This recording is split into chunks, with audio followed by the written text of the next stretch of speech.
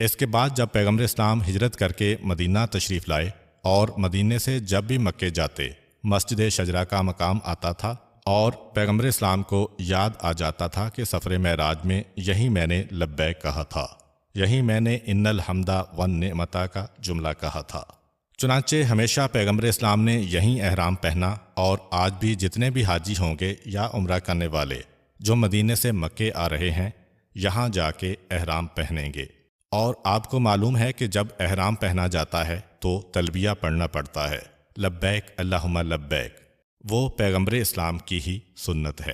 اب جب یہ براق مدینہ سے بلند ہو رہا ہے، اس دوران جو وقت مل گیا تو پیغمبر اسلام نے سوال کیا، اے جبرائیل، یہ تو بتاؤ کہ جب میں مکے سے نکلا تھا تو پہلی ہی گھاٹی میں مجھے کسی نے آواز دی تھی اور سلام کیا تھا؟ کہا کہ ہاں اللہ کے رسول، وہ حضرت موسیٰ علیہ السلام تھے جو وہاں پہ آپ کا انتظار کر رہے تھے۔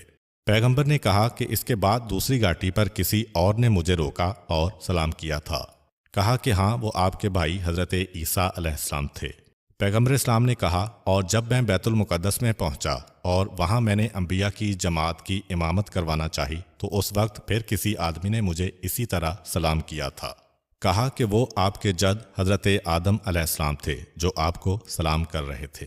السلام علیک یا اولو والسلام علیک یا آخرو والسلام علیک یا حاشرو۔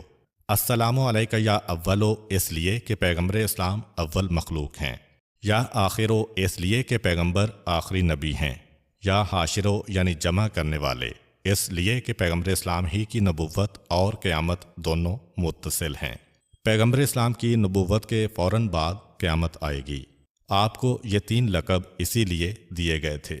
پیغمبر اسلام نے کہا کہ اے جبرائیل، جب میں مکے سے باہر نکلا تو